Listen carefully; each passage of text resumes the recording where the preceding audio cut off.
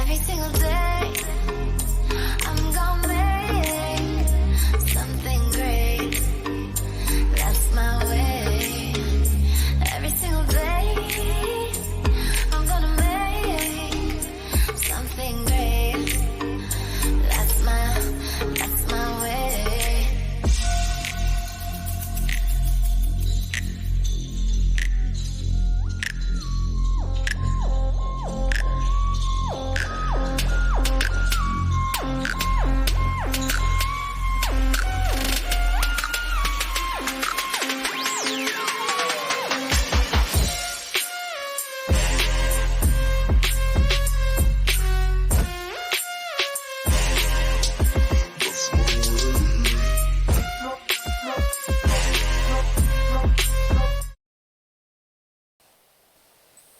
Buongiorno, buonasera anzi ormai spettatori del canale Twitch e benvenuti a questa terza puntata che diciamo è la prima di una nuova serie. Questa serie, questa rubrica è una rubrica pensata per la presentazione di associazioni, di circoli scacchistici del Veneto e naturalmente la loro storia, il loro presente e quelle che sono le prospettive per il futuro. Quindi diciamo abbiamo pensato di suddividere in qualche modo queste puntate in tre sezioni. Ora, la prima puntata abbiamo pensato di farla con un importante circolo del Veneto, un circolo veneziano, il circolo Esteban Canal di Venezia, appunto. Ce ne sono diversi, il circolo Canal ha una importante storia. E chi meglio di noi, meglio di lui può presentare questa storia? Naturalmente Antonio Rosino, che saluto, che ringrazio naturalmente per la sua presenza, per la sua disponibilità.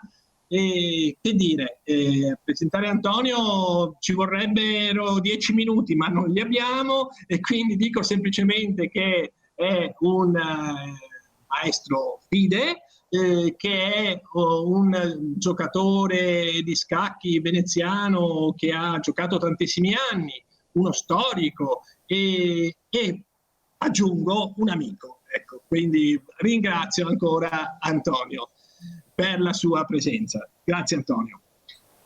Ora, da lui cercheremo di conoscere un po' la storia appunto del Canal di Venezia. Naturalmente storia per la quale ci vorrebbero ben più di 50-55 minuti, un'ora della trasmissione, ma noi dovremmo ritagliarla in poco tempo.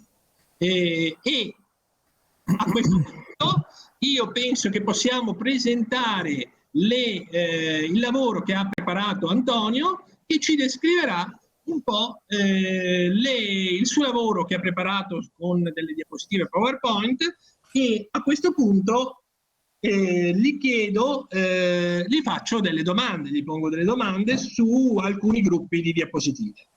Ecco, i primi anni, Antonio, del Circolo Scacchistico Canal, vorrei che ci descrivessi le sue origini, le prime manifestazioni e i suoi campioni. Ecco, quelle cose che tu hai sintetizzato con le prime 10-11 slide. La prima cosa da dire è che il Circolo Canal non è nato da una scissione di circoli, ma al contrario dalla fusione di ben 3 circoli, 2 dell'Arci Scacchi di quel tempo e 1 della Federazione. Il primo circolo è stato il Circolo La Comune in una zona periferica della città, che era Santa Marta. È stato fondato principalmente da me e da Maria Cristina Bornacin, e abbiamo raccolto un gruppo di ragazzini della zona. Il secondo circolo è stato un gruppo di persone che giocavano in vari bar in giro per Venezia, al Circolo Pasolini di San Barnaba, e il terzo, che da certi punti di vista era il più importante, era il Circolo San Marco, che aveva già una struttura molto buona e che aveva anche una buona squadra guidata principalmente da Luigi Santolini e Antonio Zambon.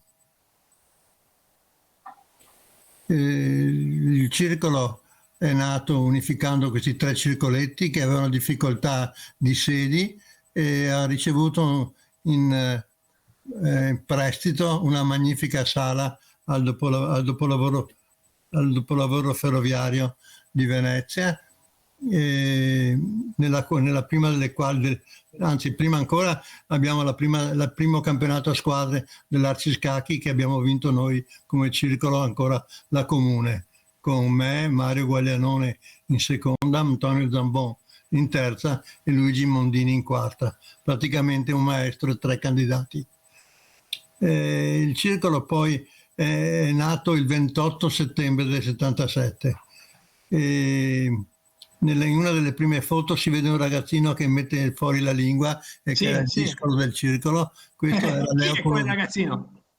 Leo Colovini, che oggi è considerato uno dei più noti inventori di giochi da tavolo. È stato un grande allievo di Alex Randolph, di cui parleremo più avanti.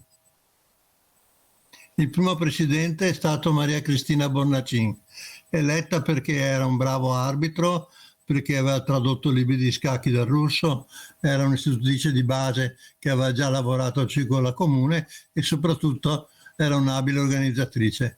Credo che l'unico altro abile presidente del circolo sia l'attuale. Io direi che siamo a posto. Qualche foto, ecco, per esempio c'è una foto in cui si vede il trofeo Cica, un trofeo di Kral locali, in cui c'è un gruppo di giovanissimi scacchisti che provengono da un altro dei circoli dell'Arci di quel tempo, che era il Circolo Campalto, che esiste ancora oggi con il nome di Circolo Zichichi. E si vedono alcuni giocatori, per esempio all'estrema sinistra c'è Roberto Pastas, giovanissimo, poi c'è Antonio Amato, un organizzatore del Circolo del circolo di Campalto, e dall'altra parte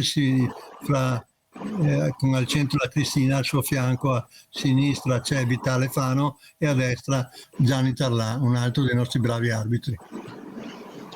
Certo, certo. E poi abbiamo incominciato a giocare i primi tornei.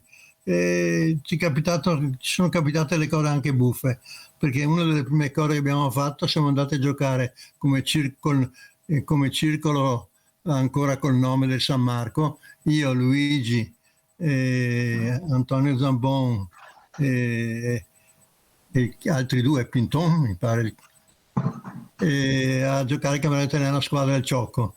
L'idea che avevamo era giocando in Serie A, di arrivare a metà classifica, che è quello che poi è avvenuto. Quello che non ci aspettavamo nemmeno noi era che io in prima scacchiera riuscissi a fare il miglior risultato in prima scacchiera del torneo. I principali avversari erano sostanzialmente 4: Paoli, Tatai, Tot e Kozlic. E per una cosa più o meno strana, alla fine io ho fatto 5 punti, il migliore di loro hanno fatto 4,5, e quindi il miglior risultato in prima scacchiera l'ho fatto io. Comunque nello stesso anno, quando siamo tornati poi al circolo, tutti ci aspettavano dicendo: beh, non preoccupatevi, pensiamo che non possiate aver fatto più che tanto. Anche Luigi, che in queste cose è molto bravo, ha subito spiegato che io avevo fatto il miglior risultato in prima scacchiera, e siamo messi a guardare la mia parità con Toto. Nello stesso anno però abbiamo giocato anche il campionato a squadra dell'Arciscacchi, con una squadra fatta da me in prima, Luigi sempre in seconda, Antonio Zambon e Luigi Mondini in terza e quarta. Purtroppo Antonio e Luigi non ci sono più, gli altri due sono presenti oggi, siamo io e l'altro Luigi. E abbiamo vinto questo torneo a Reggio Emilia, organizzato dalla sezione scacchi del Circolo Gramsci, che era intitolata Capablanca. Bene, bene, grazie. La foto in cui si vedono Luigi e dietro io, che stiamo giocando in coppia a squadre da qualche parte. Sì, una bella foto quella, una bella foto veramente.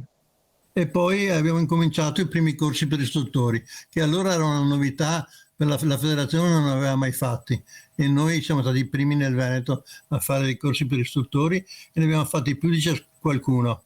E abbiamo avuto fra gli istruttori personaggi di prima grandezza: il grande maestro Yuri Balashov e il maestro internazionale per corrispondenza Yashlin, erano russi venuti attraverso Italia URSS a Venezia.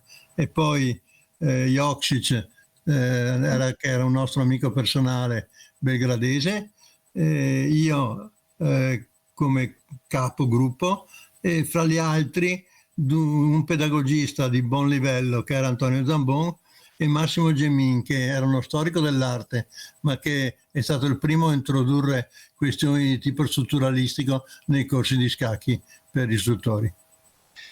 Bene, Antonio, ottimo. E adesso pensavo che tu ci potessi descrivere le slide che hai preparato da 12 a 15, che rappresentano, che mostrano, diciamo, i maestri Santolini, che è qui presente con noi, Luigi, te, e poi ci sono anche alcune indicazioni, alcune informazioni sul 39esimo campionato italiano all'hotel De Ben. Non so come si pronunci, ma comunque dacci qualche indicazione. Intanto l'albergo in cui si è giocato il torneo al Lido era il De Ben, che è il famoso albergo nel quale si svolge il romanzo La morte a Venezia di Thomas Mann.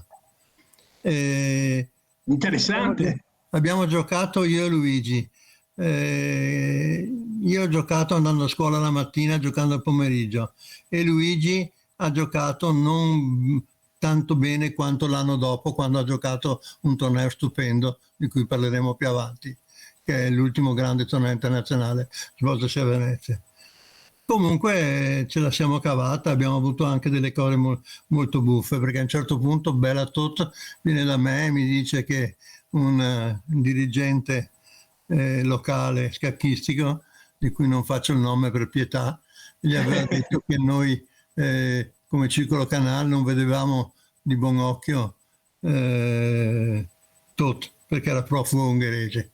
Chissà per quale motivo, forse perché ci identificavano con Mosca, non lo so.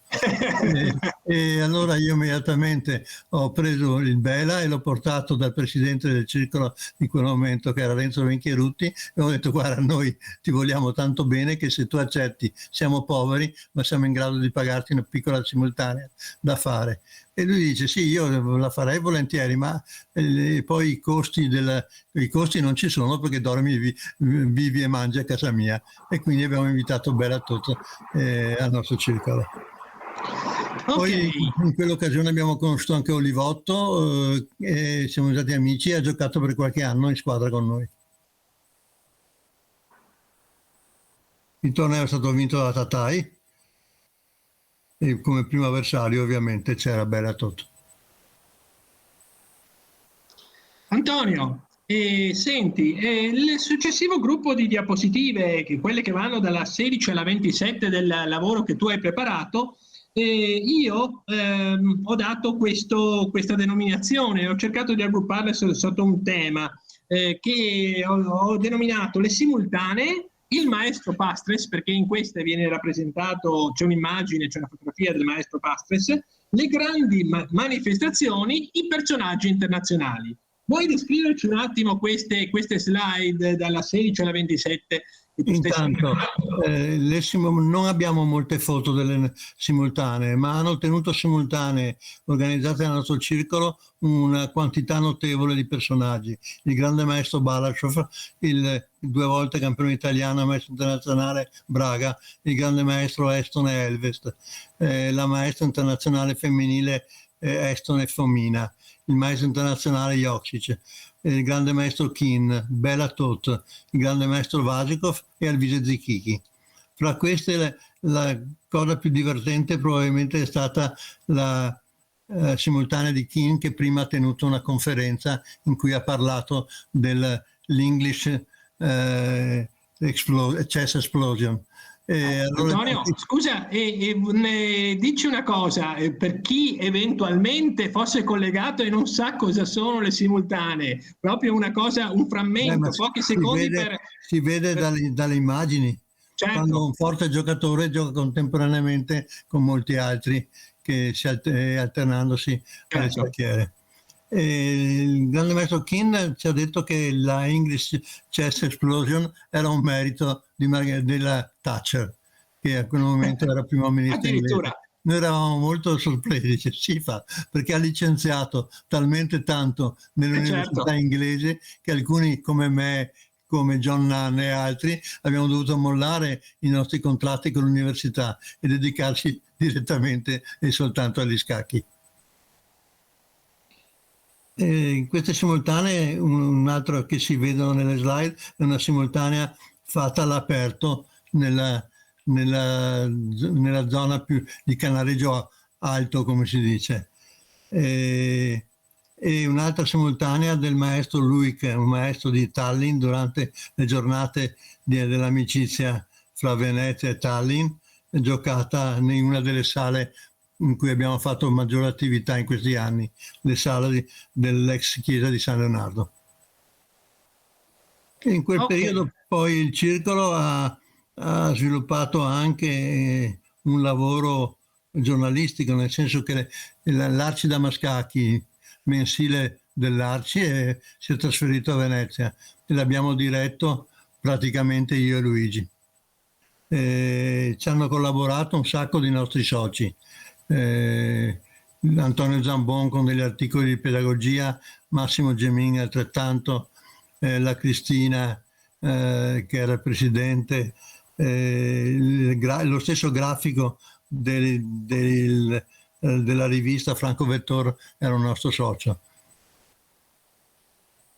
E poi l'unico grande torneo internazionale inviti di quegli anni è stato organizzato da noi nel 1980. È stato organizzato con 12 giocatori,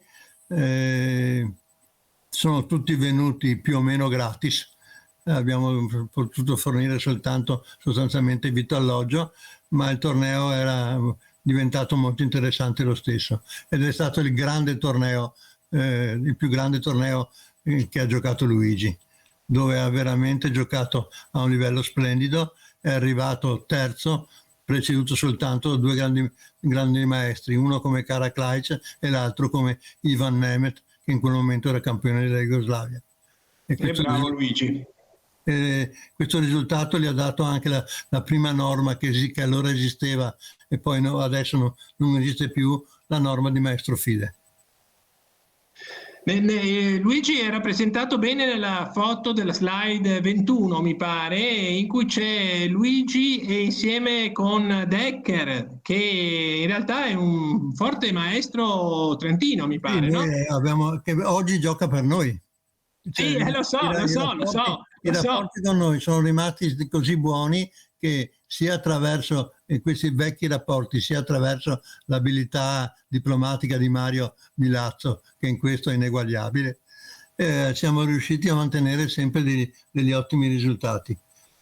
E comunque in questo torneo ha brillato in particolare il livello di gioco nei finali di Karaklaic, che poi ha pubblicato un bellissimo libro in serbo-croato sui finali, che recentemente è stato tradotto anche in inglese e che è veramente un libro sul piano didattico di notevole valore.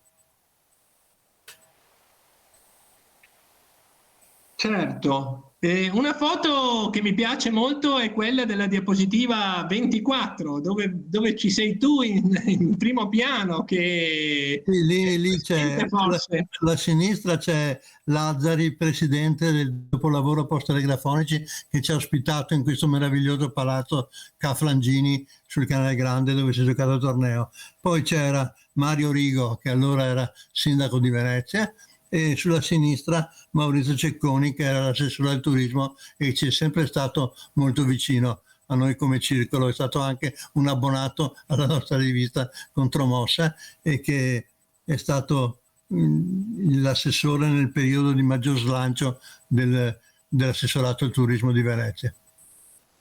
Poi la slide 26 mostra una bella immagine in cui c'è Luigi Santolini, allora giovane, contro Sinisa Jokstic, che ho conosciuto anch'io, maestro molto forte. Ha forte significato anche perché il nostro circolo non ha soltanto organizzato attività a Venezia, ma siamo stati noi insieme a Pino Baratto, che lavorava a Venezia e che era di Mogliano, a lanciare i tornei di Mogliano. Certo. Che sono fra i tornei più longevi dei festival del comitato regionale ancora oggi. Certo. Senti, passiamo alle slide 28 e 29 dove si parla di un trofeo Luigi Bravin. Vuoi dirci qualche cosa? Sì, Luigi Bravin era stato presidente del Salvioli negli anni del torneo internazionale di Venezia del 67. E poi si era trasferito a Mestre e quando è morto il Salvioli ha deciso di fare dei tornei in suo onore. Inizialmente erano degli incontri a squadre soltanto fra Mestre e il Salvioli, e poi nel terzo torneo invece è stato deciso di farlo a squadre, su squadre di 10 scacchiere, una cosa piuttosto insolita per il livello scacchistico italiano. Certo. Questo torneo era interessante perché tutti e quattro i circoli erano convinti di avere molte buone chance nell'arrivare. Noi in realtà eravamo convintissimi che avremmo stravinto. In realtà avete vinto? Abbiamo vinto, ma non stravinto. Vabbè, dai, lascia qualcosa anche agli altri. In ogni caso è stato il torneo poi, proprio perché forse abbiamo vinto noi, non è stato più ripetuto, però era un torneo veramente interessante. Credo che sia stato l'unico torneo su 10 scacchiere che si sia svolto nel Triveneto nella lunga storia degli scacchi nelle nostre 3 regioni.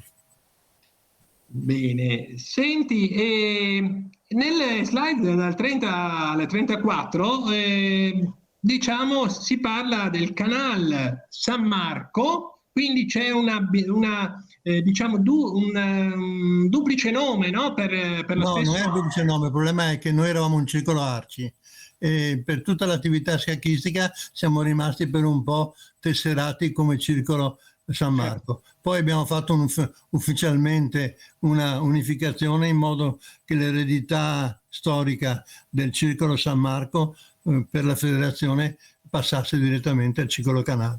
L'altra cosa interessante è stata che a Venezia si è giocata un campionato italiano a squadre nell'83. La Serie A era un torneo interessante e per uno strano motivo è stata giocata al dopolavoro ferroviario nella nostra sede. Quindi noi abbiamo giocato un campionato italiano a squadre nella nostra sede. E benché in quel periodo, adesso non ricordo perché, Luigi non avesse potuto giocare, abbiamo giocato con una squadra che si vede anche nella slide successiva, mi pare. La 31? Sì, credo di sì, in cui si vede a sinistra Roberto Pastas, ancora giovane, che giocava in quarta, a fianco Moreno Busato, candidato maestro proveniente dal San Marco, Luigi Mondini, e il quarto ero io. Sopra si vedono due persone in piedi che guardano, uno è il nostro vecchio socio, il signor Zanoni, che oggi non c'è più, e a fianco c'era la nostra prima riserva, unica anche, che era Vitale Fano. La numero 33, credo, no? La slide numero 33. Non lo so. Sì. No, va bene. E insomma, ci puoi parlare del mondo associazionistico dell'UISP, che anche sono La citati... cosa interessante è che siamo arrivati quarti in Serie A. E questo naturalmente ha lasciato un po' male tutti gli organizzatori che speravano i risultati legati alle loro squadre. La stampa locale non ha per niente colto questo fatto. Poi anni dopo, nell'88, abbiamo perfino organizzato a Venezia, noi in provincia di Venezia, un campionato dell'Arciscacchi, che era diventato nel frattempo Lega Scacchi UISP, e l'abbiamo organizzato al Patinodromo di Spinea. E anche questa è una delle attività svolte dal circolo, non direttamente a Venezia, ma per aiutare lo sviluppo degli scacchi nel Veneto. E poi Venezia intanto era anche gemellata con Tallinn. Che voi sì, appunto, volevo proprio chiederti del match Venezia-Tallinn. Che voi avete scritto con N solo anziché con 2. A parte quello, abbiamo fatto 2 incontri. Il secondo è stato il più interessante perché siamo riusciti a far giocare anche parecchi giocatori di Mestre. E nella squadra di Tallinn ovviamente è venuto che ha fatto una simultanea anche il grande maestro Elvest, ma nell'incontro a squadre hanno giocato solo due maestri internazionali, Weingold e Kjarner. Poi giocavano altri 2 maestri che poi sono stati relativamente piuttosto noti, che erano Kik e Oim. E inoltre giocava anche un vecchio maestro estone che era stato un forte giocatore durante gli anni 30, quando ancora l'Estonia era indipendente. E lui ha fatto anche una simultanea poi mi pare a Palazzo Flangini, adesso non ricordo dove. Senti Antonio, nelle successive slide dalla 38 alla 40 io le ho denominate alcuni personaggi illustri, scacchi e cinema, perché in effetti ci sono dei riferimenti. Ecco, quella è una cosa interessante perché abbiamo fatto anche delle attività non direttamente tecniche, fra le quali una serie di manifestazioni intitolate Bianco e Nero, gli scacchi fra libri e cinema.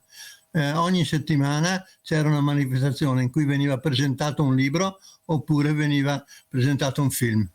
Fra i film presentati, oltre alla Febbre degli scacchi, è quello che si vede in queste slide, che è un celebre film muto di Pudovkin, ambientato nella Russia del 1925 al torneo di Mosca. La cosa interessante è che in questo film c'è un attore che si chiamava Capablanca e interpretava se stesso. Sì. E quindi all'interno del film ci sono dei rari spezzoni del torneo di Mosca del 25. Certo. E poi Alvise Zichichi ha presentato, e lo si vede, ha presentato il suo libro su Esteban Canal, che è un libro dove Alvise ha scritto relativamente poco, ma anche col mio aiuto, per la verità, ha recuperato un'enorme quantità di materiale che era relativamente poco noto di Esteban Canal, che è stato pubblicato in quell'occasione. Bene, senti Antonio, devo soltanto dirti che mi dovrai aiutare per quanto riguarda il cinema, perché vorremmo riprendere un pochino nel gruppo in cui siamo adesso, un po' scacchi e cinema, è una cosa molto interessante anche per la divulgazione del gioco. Ma andiamo avanti e parliamo adesso di scacchi e scuola. Gli scacchi nella scuola a Venezia, che sono rappresentati nelle successive 2 slide che tu hai preparato, la 41 e la 42. Sì, va anche detto che io ho presentato soltanto il lavoro fatto nelle scuole medie superiori, principalmente nei 2 più importanti licei veneziani, il classico Marco Foscarini e lo scientifico Giovan Battista Benedetti. Però in realtà noi abbiamo anche vinto con una squadretta di bambini che erano nostri soci un campionato italiano delle scuole elementari qualche anno prima.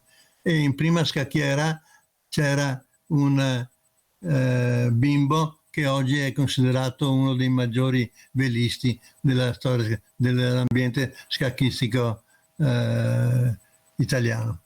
Vabbè. Questa attività scacchistica si è svolta in 2 settori: il settore dei campionati scolastici, con i campioni provinciali, regionali, nazionali, dove abbiamo vinto una notevole quantità di medaglie d'oro nazionali, sia nel settore maschile, Benedetti e Foscarini, sia nel settore femminile, soltanto Benedetti. E poi abbiamo giocato e organizzato assieme a insegnanti di Colonia e di Vienna un torneo internazionale a squadre che si è interrotto l'anno scorso col Covid, ma che dura da moltissimi anni, nel quale sono fatti le ossa parecchi dei nostri giovani giocatori. Per esempio, in uno dei tornei si è svolto addirittura, anzi ne sono svolti 2 a Venezia, nell'aula magna del Foscarini, e si vede un'immagine anche qui che non mi ricordo che numero abbia. Vabbè, non ha importanza. Senti Antonio, veniamo alle ultime diapositive che tu hai preparato nel lavoro, che sono le diapositive dalla 43 alla 45, che sono in qualche modo dei riconoscimenti ad alcuni soci importanti del canale. Vuoi parlarci brevemente? Intanto ho fatto l'elenco di quelli che sono stati presidenti, ecco, sì, escluso l'ultimo. Ma quello di cui è più importante parlare sicuramente sono quelli che ormai non ci sono più, che sono principalmente 3. Uno è Alex Randolph, che è stato il più grande inventore di giochi da tavolo della seconda metà del XX secolo, e che era un abile giocatore di scacchi, era maestro di scacchi giapponese shogi, ed era un personaggio culturalmente estremamente interessante.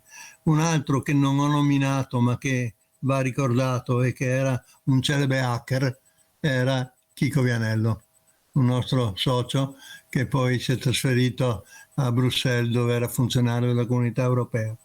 E il terzo che è venuto a mancare e che è stato per noi una vera mazzata è stato ovviamente Filippo Baracchi, che è morto in un incidente stradale terrificante, era appena laureato, aveva appena ripreso l'attività al circolo ed era molto bravo. Non era solo un buon candidato maestro, ma era anche molto bravo sul piano organizzativo nel riportare a giocare al circolo quei compagni di scuola del Benedetti con cui aveva giocato i campionati scolastici e che nel frattempo erano andati un po' persi, che lui stava riprendendo.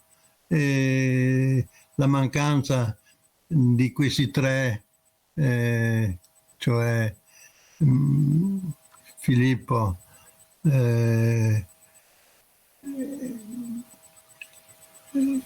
Chico Vianello, un po' meno Alex perché era abbastanza anziano, comunque erano 3 personaggi di spessore, di tipo diverso, ma molto interessanti. Bene Antonio, ti ringrazio per questa presentazione, per il lavoro che hai fatto nella preparazione di queste slide, che secondo me è stato molto interessante e mi ha fatto anche ricordare molti giocatori del passato con i quali ho giocato anch'io, insomma, e che ho conosciuto bene anch'io. Giocatori di Venezia, giocatori anche fuori cioè giocatori anche non italiani, giocatori di Trento, prima abbiamo visto De Hecker, quindi ti ringrazio veramente e non so se ci sono delle domande dalla chat, chiederei un attimo a Pietro Ferrara, se no passiamo alla seconda parte. Io avevo una domanda, giusto che non abbiamo trattato come tema, visto si parlava appunto di giocatori stranieri di Venezia. Perché Esteban Canal, quindi anche chi era Esteban Canal e il suo collegamento con la città di Venezia? Una bellissima domanda, perché non si sa in quale modo Canal sia legato all'Italia e a Venezia, ma fra le prime notizie su Canal, che teoricamente è nato in Perù, pubblicate sull'Italia sciachistica degli anni 20, era dato per un giocatore di origine veneta. Il cognome Canal, peraltro, è un cognome veneziano. Come sappiamo c'è ancora una scuola intitolata a Canal, che era uno dei martiri di Belfiore. Canal poi è sempre stato molto legato all'Italia. Per stupidaggine federale non è stato mai fatto giocare nelle nostre nazionali, ma parlava un italiano perfetto, oltre a uno spagnolo perfetto, un ungherese perfetto, a un tedesco perfetto. Era un personaggio molto interessante e molto colto e anche capace di essere originale, divertente. Secondo quanto mi ha raccontato una volta, era l'unico che riusciva, raccontando delle barzellette, a far ridere Einstein. Questo per dirvi la quantità di persone che conosceva. Era stato a Zimmerwald, al convegno della sinistra antagonista durante la Prima Guerra Mondiale, dove aveva conosciuto Lenin. Era un personaggio che aveva fatto la guerra di Spagna. Insomma, era un personaggio completamente, oltre che scacchista, libero e interessante, sul quale ha scritto un bellissimo articolo al suo tempo Massimo Gemin. Benissimo, grazie Antonio, veramente di cuore. Io spero di vederti ancora a Venezia o in altra occasione, perché insomma noi ci siamo conosciuti tanto tempo fa e mi farebbe veramente piacere che ci rivedessimo ancora. Grazie. Bene, passiamo allora alla seconda parte diciamo, di questa puntata, dove è diciamo, dedicata al recente passato, ultimi anni e al presente. E introduciamo quindi il presidente del Circolo Canal, l'attuale presidente Marco Vianello. Buongiorno Marco. Buonasera a tutti, grazie dell'invito. Benissimo Marco. Marco, docente e prossimo dirigente scolastico dal prossimo anno, quindi sarà molto impegnato con la scuola, nonché forte giocatore di scacchi. A lungo presidente del circolo, voglio ricordarlo, Novalis di Noale, dal 2006 al 2017, istruttore di scacchi, organizzatore, è succeduto ad Antonio Rosino adesso nella presidenza del Circolo Canal, in precedenza anche presidente del Circolo Salvioli, insomma sempre presidente da molto tempo. Ebbene, quindi adesso da lui sentiamo alcune questioni. Intanto la prima, vuoi dirci come sei diventato presidente del Canal e qual è l'attuale composizione del consiglio direttivo? Sì, beh, anche qua è una bella storia perché è un po' il cerchio che si chiude. Ho incontrato Antonio con il quale ci conosciamo da tanti anni, siamo amici da molti anni, al Memorial Baracchi, al torneo in ricordo di Filippo di cui parlava prima Antonio, nel maggio 2017. E là, io all'epoca ero presidente del Circolo di Noale, però ero già rientrato a Venezia e quindi cercavo di in qualche modo rientrare anche scacchisticamente a Venezia, perché comunque le distanze non mi permettevano di seguire bene il Circolo di Noale. E Antonio al Memorial Baracchi mi ha chiesto che cosa ne pensassi di sostituirlo alla guida del canale. Io l'ho guardato come per dire ma cosa stai dicendo? E vabbè, poi ho capito che stava dicendo sul serio. E ho detto vabbè, visto che dici sul serio, fammici pensare un attimo, fammi organizzare. E dopo dall'ottobre dello stesso anno, prima ho lasciato in buone mani il Circolo di Noale e poi nell'ottobre ho preso la presidenza del canale. Canale che adesso vede un consiglio direttivo abbastanza stabile, composto da 7 persone, me compreso, Antonio Rosino, che ha parlato fino a poco tempo fa, che è il vicepresidente, uno dei 2 vicepresidenti, perché abbiamo fatto questa cosa un po' particolare. L'altro è Bruno Borghi, che è il tesoriere storico del canale da tanti anni e che è vicepresidente. Poi come direttore tecnico sin dall'inizio della mia gestione c'è Francesco De Fina, che tutti penso ultimamente abbiate conosciuto perché segue soprattutto i tornei esterni, cioè autunno scacchistico, baracchi, se c'è da organizzare qualsiasi altra manifestazione come la più recente Scacchi in Campo voluta dal comune. C'è Marco Baricchia, che è il nostro imprescindibile factotum, che si occupa un po' di tutto, dalla biblioteca al materiale, agli acquisti, quindi fa veramente un po' di tutto.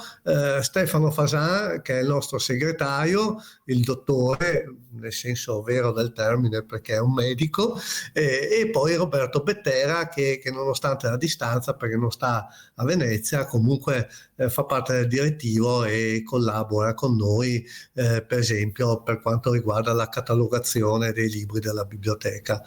Ecco, questo è il direttivo. Bene, senti, vuoi dirci, diciamo, gli ultimi anni, se avete organizzato qualche torneo, se avete partecipato a qualche manifestazione, cioè in anni proprio recentissimi, gli ultimi 2, 3, 4 anni, immagino che tra l'altro ci siano stati dei problemi legati all'ultimo anno e mezzo, perché c'è stata anche la pandemia che quindi avrà ridotto, però dici un po' che cosa è stato fatto, che cosa avete potuto fare e a che cosa avete potuto partecipare magari dal appunto 98, 99. Sì, noi ultimamente abbiamo organizzato più o meno i tornei noti, consueti, il Memorial Baracchi e soprattutto il torneo internazionale l'autunno scacchistico, come molti di voi conoscono, perché insomma, bene o male abbiamo avuto la fortuna di avervi anche giocatori oltre che spettatori.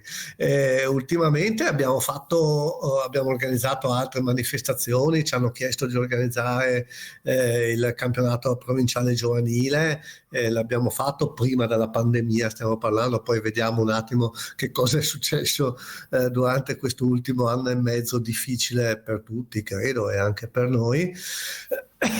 E abbiamo fatto tanta attività giovanile, poi però ne parleremo credo un po' più avanti, e partecipiamo da molti anni ormai alla CISA, il campionato italiano squadre, con ben 5 squadre. Facciamo un po' difficoltà ad allestirle e a seguirle, però ne abbiamo 5, poi ci arriveremo, poi quando passerò la parola ai giocatori, al capitano della serie Master, però è stato entusiasmante. Prima della pandemia avevamo 5 squadre, a parte la giovanile che era nello stesso girone di un'altra squadra, e quindi non potevano essere promosse tutte e due per forza di cose. Abbiamo avuto 4 promozioni su 4, credo che sia una cosa più unica che eccezionale in Italia, perché la serie promozione è passata in serie C, la serie C in B, la serie B in A2 e la serie A1 alla Master, come sappiamo, e che poi, di cui poi parleranno i giocatori qui presenti e il capitano qui presente. Certo. Nell'ultimo periodo è stato un po' un problema. Abbiamo avuto la fortuna che a parte il periodo di zona rossa assoluto e del lockdown assoluto, avendo una sede solo per noi, due stanze in area SAFA, comunque ci siamo solo noi come associazione, con numeri limitati e soprattutto per i giovani abbiamo sempre tenuto aperto il circolo, tranne le settimane cruciali di marzo-aprile dell'anno scorso e della zona rossa di quest'anno, per pochi giovani, ma il circolo è sempre stato aperto. Senti, la mia prossima domanda è appunto su questo. Attualmente com'è il bacino giovanile, che è sempre un problema per tutti quanti i circoli, cercare di sviluppare l'attività tra i giovani e cercare di avere quei giovani poi di punta che cresceranno e dovranno forzatamente sostituire gli attuali maestri fide, eccetera. C'è qualche giovane emergente? Cosa mi dici su questo? Sì, no, direi di sì, solo che anche il problema, come accennava prima Antonio Rosino, noi facciamo scacchi nelle scuole, soprattutto al Foscarini e al Benedetti, che sono i nostri principali bacini d'utenza, no?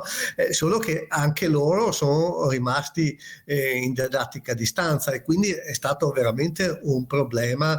Abbiamo organizzato qualcosa con un gruppo online, il canale online in Lices, però il riscontro della presenza non è stato semplice.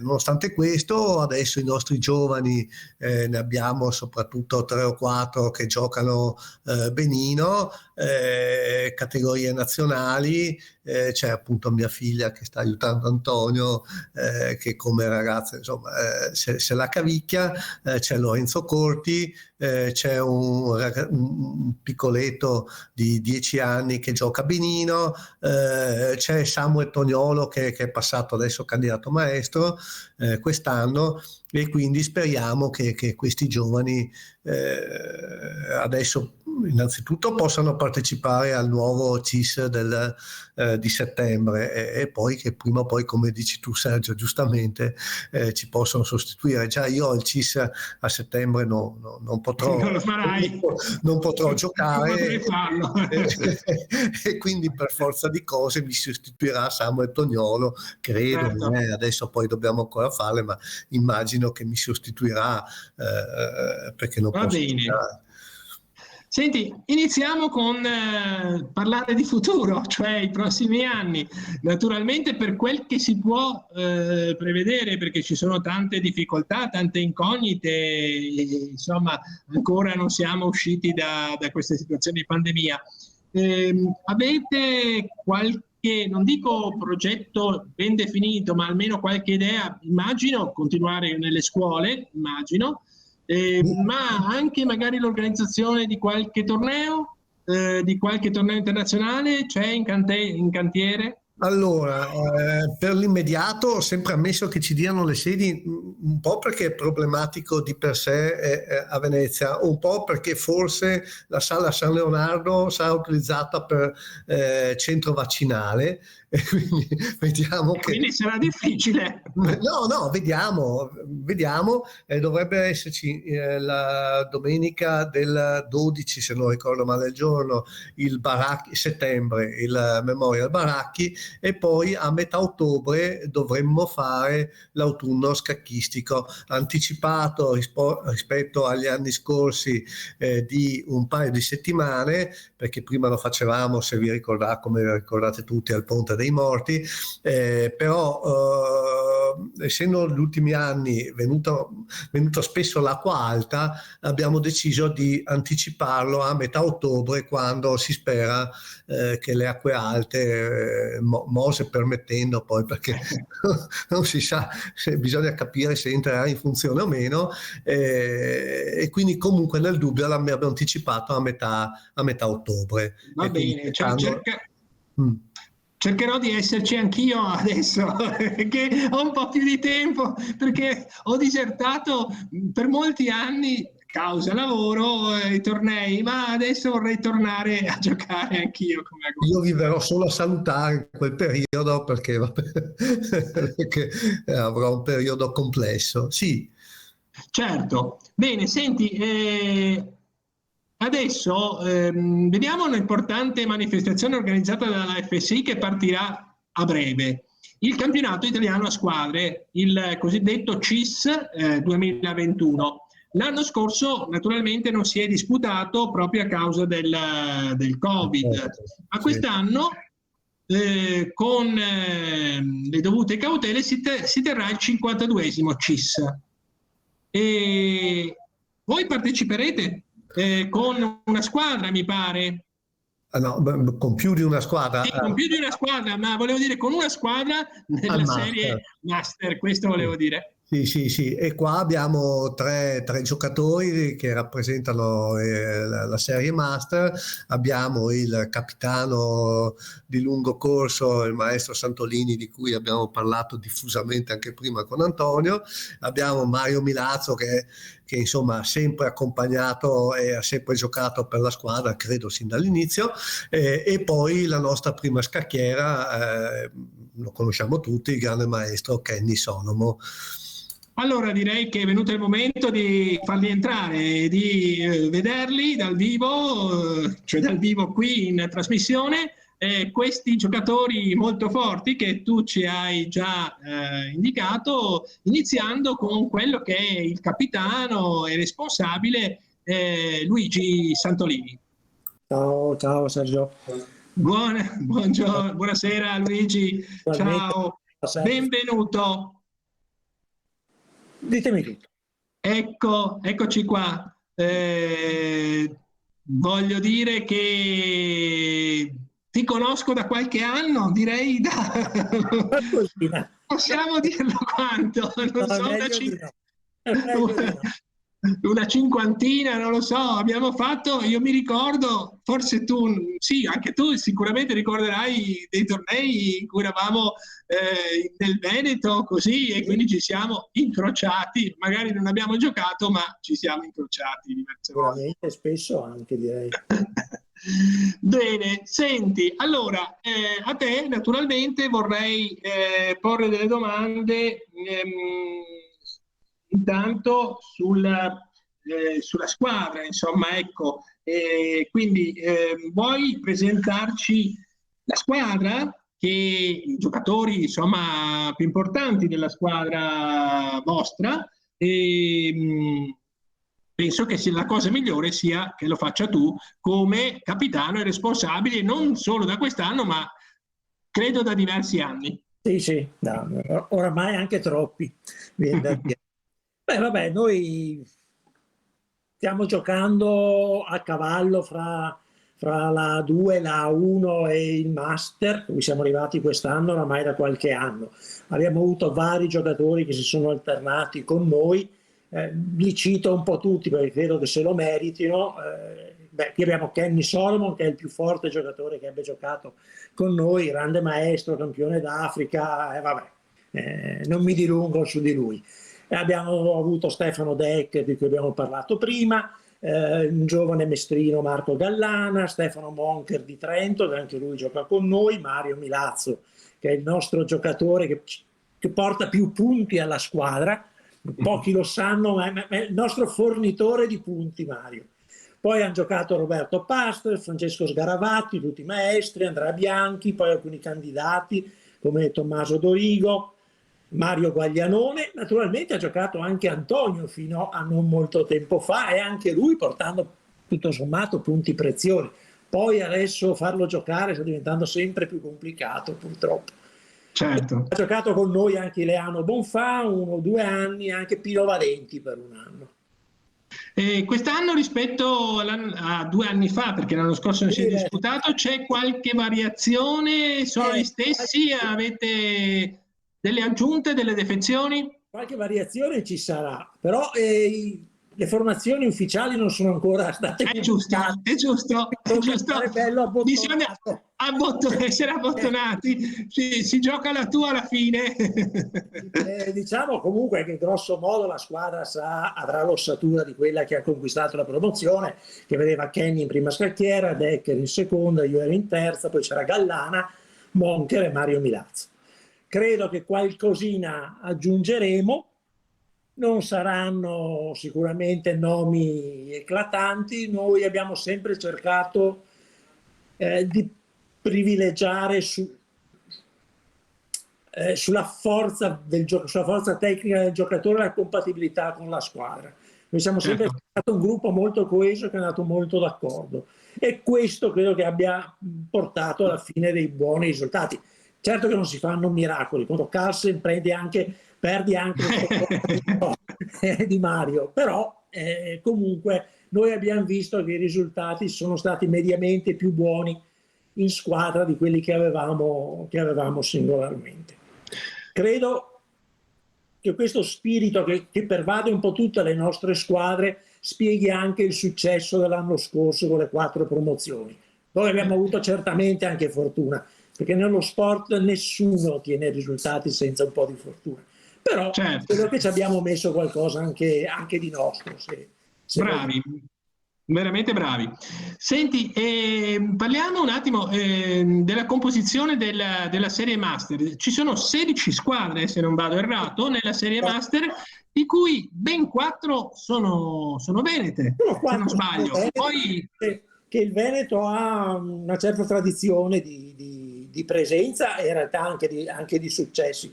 Quest'anno c'è Obiettivo Risarcimento, che è un ciclo che conosciamo tutti, che è un po' la punta di diamante del movimento veneto. C'è Pizzato Elettrica di Marostica e c'è Montebelluna Master. Queste sono le 3 squadre, oltre alla nostra, che giocheranno la finale quest'anno. Bene. Quindi sì, sarà una bella sfida anche tra le squadre venete in qualche modo. A questo punto io ti chiederei di dirci chi sono i nostri ospiti della squadra del canale che stanno per arrivare, che stanno per giungere. Vuoi dirceli, vuoi presentarceli? E adesso ti facciamo entrare. Kenny Solomon, la nostra prima scacchiera oramai mi pare da 4 anni, grande maestro internazionale, ripeto, campione d'Africa. L'altro è quello che gioca ufficialmente sempre come riserva, che è Mario Milazzo, che è un po' l'anima della squadra e che, ripeto, è il nostro più grande fornitore di punti. Ottimo. Senti Mario, ciao, anche noi ci conosciamo credo da un po' di anni. Ciao, mi fa piacere ritrovarti, rivederti. In realtà io mi ricordo già quando tu eri ragazzo e hai giocato con mio papà a Imperia. Sì, ma lasciamo stare perché sennò viene fuori quanto siamo vecchi. Parliamo di adesso. Ok. Senti, tu forse ho giocato anche qualche partita con tuo nonno, in realtà tu non lo puoi sapere, ma Dimmi una cosa, quali squadre del campionato italiano a squadre Serie Master vedi candidate alla vittoria finale? Sempre la solita, direi, credo, perché come in tutte le cose, cioè, quindi credo il candidato alla vittoria finale sia obiettivo risarcimento di Padova, perché è una squadra che funziona molto bene, è sempre stata molto ben gestita e dispone di risorse molto consistenti anche, quindi può organizzare una squadra estremamente forte, articolata. Poi tutto va gestito, ripeto, perché poi se sono grosse personalità devono anche stare assieme.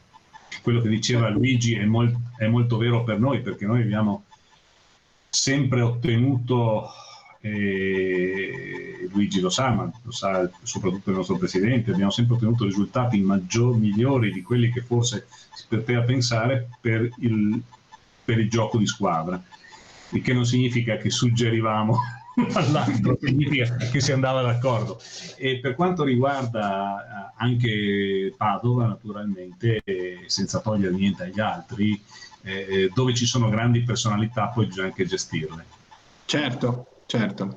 Senti, ti voglio fare una domanda un po' particolare. La vostra squadra non si chiama semplicemente Canal, No. ma si chiama adesso Unigas Canal.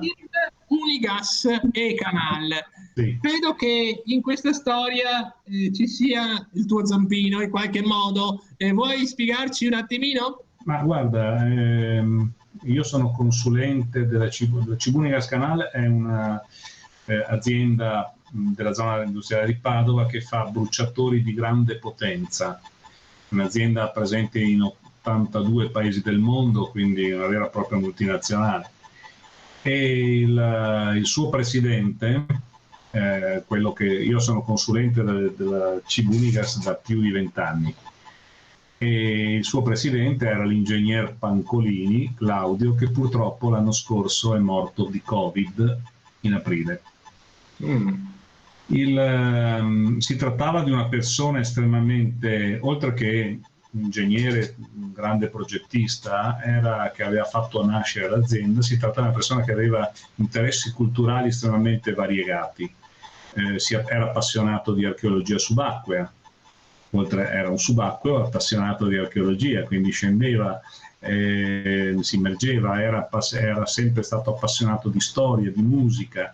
Gli interessavano anche gli scacchi, una cosa che ha trasmesso anche a suo figlio, il dottor Filippo Pancolini, che è il presidente attuale. Perché sottolineo questo? Perché la maggior parte delle sponsorizzazioni sportive, salvo qualche settore, in genere non ha un vero e proprio ritorno economico. C'è un po' di ritorno sul marchio, sul logo istituzionale, ma solo per qualche settore. Sono esperienze che ho fatto, io sono stato responsabile marketing anche della Banca Cattolica del Veneto verso la fine degli ultimi anni, quindi che sponsorizzava squadre di calcio, la banca di mia moglie ha sponsorizzato la nazionale di rugby, quindi ne ho una certa esperienza. Certo. E allora tu dici perché si fa? Si fa quando tu incontri delle persone, come è stato il presidente della CIBE, come è il presidente attuale, che hanno determinate sensibilità. Prima di tutto si gioca naturalmente la maggior parte del risultato sulla relazione che tu riesci ad avere con queste persone. Poiché le aziende complesse, le imprese complesse non si misurano più solamente con degli asset tangibili, con i macchinari, con gli impianti, con gli immobili, ma anche e soprattutto col know-how intangibile, quindi con gli intangible che sono all'interno di queste aziende, che ne fanno una specie di collante con la cultura delle organizzazioni, come dice qualcuno.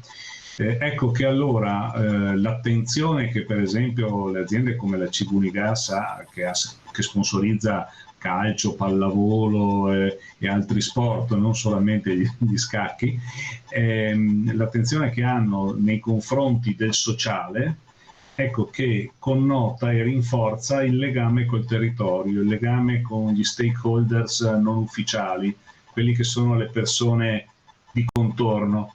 E questo intangibile è importante perché è quello su cui si fonda la competenza distintiva di un'impresa oggi. Voglio dire, un immobile, un macchinario lo possono comprare tutti, ma gli intangibles, la cultura di un'organizzazione, la sua organizzazione, non è copiabile. Certo. Capisci? Certo. Tu ti dai la tua. Ecco, per esempio, quando Marco Vianello e Luigi dicono noi stiamo molto attenti ai valori di squadra, ecco, questi valori di squadra sono intangibles e sono degli intangibles che non si sa bene perché fanno rendere la squadra di più. Perché? Certo. Perché l'identificazione nella squadra, nel circolo o un'impresa, se preferisci, è quella che ti dà quell'impegno maggiore, quella motivazione in più che fa sì che la tua prestazione migliori.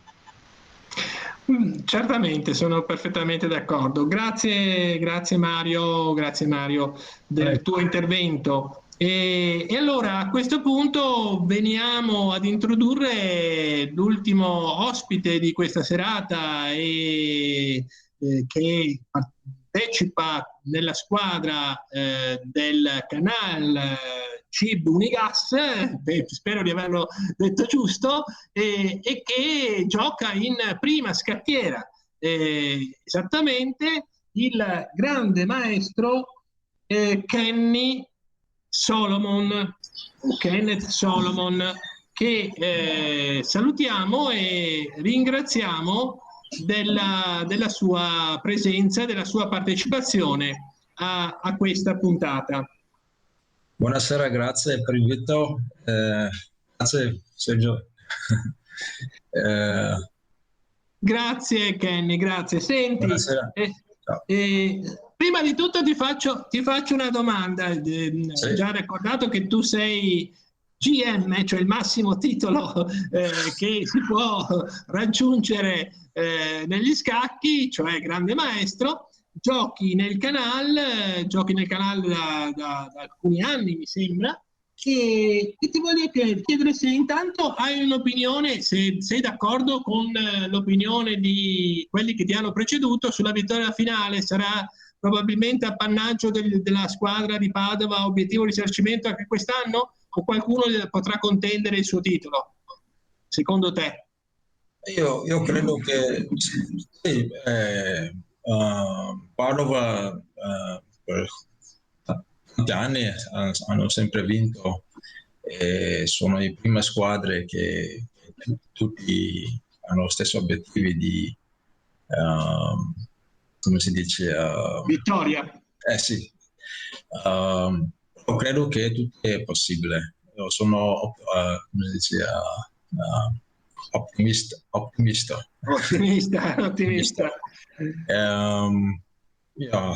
Quindi sì, sono d'accordo con quello che ha detto Mario. Beh, ma non mi dispiacerebbe se la batteste magari in un incontro diretto, perché io tifo anche per le squadre inferiori, minori, quelle che non sono le... In realtà l'obiettivo del risarcimento aveva quasi tutti i giocatori stranieri in tutti questi anni, solo da qualche anno che ha anche molti giocatori italiani, mi pare. Senti una cosa, volevo chiederti questo. Tu hai origini sudafricane, se non sbaglio, sì. E volevo sapere se c'è un campionato a squadre anche nel tuo paese. Noi in Sudafrica abbiamo Provincial Championships, campionato regionale tra le varie province.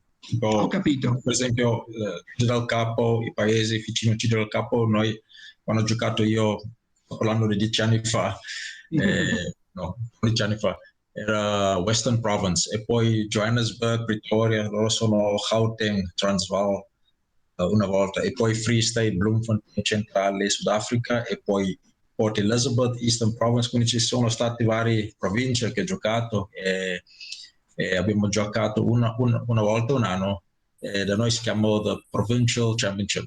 Yeah. Abbiamo giocato in 5 scacchiere. Di solito ho giocato scacchiere 1. Abbiamo, per esempio, mia squadra, Western Province, abbiamo vinto, non mi sbaglio, quando ho giocato io, abbiamo sempre vinto. Bravo, e quindi perdendo te, dopo hanno cominciato a perdere, eccetera. Sì. Comunque, sì, giocando in squadra è una bella cosa. Certo. Senti, una curiosità avevo ancora. E lo so bene, che tu abiti a Mestre, Sì. Ma come sei finito a giocare per il Canale di Venezia? Come sei stato, come ti sei introdotto nel canale? C'è stato qualcuno? No, siamo giocati in vari tornei in Venezia, in Veneto, conosciuti perché prima ho giocato con Capoblanca e frequente ogni settimana a Capoblanca perché mia moglie è presidente di Capoblanca. Ho fatto amicizia con Santolini e Mario perché siamo visti spesso in tornei semilampo spesso e tornei anche 5 turni. Abbiamo giocato qualche volta e ho fatto tante analisi e anche mi ricordavo qualche anni fa, non mi ricordo esattamente, un paio di anni fa, anche quando ho giocato per Capoblanca, ho giocato anche, non so, una volta siamo andati a giocare per la spada.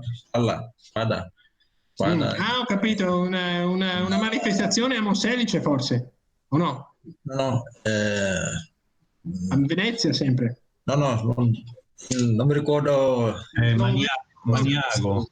Maniago. Ecco, Maniago. Perché Maniago è il settore dei coltelli, il distretto dei coltelli, e allora c'è una spada che mettono in... Ho capito. medievale. Comunque, vuol dire che ci sono buon spirito di amicizia tra Mestre in Venezia, quindi devo dire anche che la prima volta che ho visto Rosino è stato 98 in Olimpiadi in lista Calmitia. Antonio Rosino è stato, lui era capitano di squadra femminile. Sì, questa squadra giocava Veronica, quindi ho frequentato la squadra Italia già anni 98.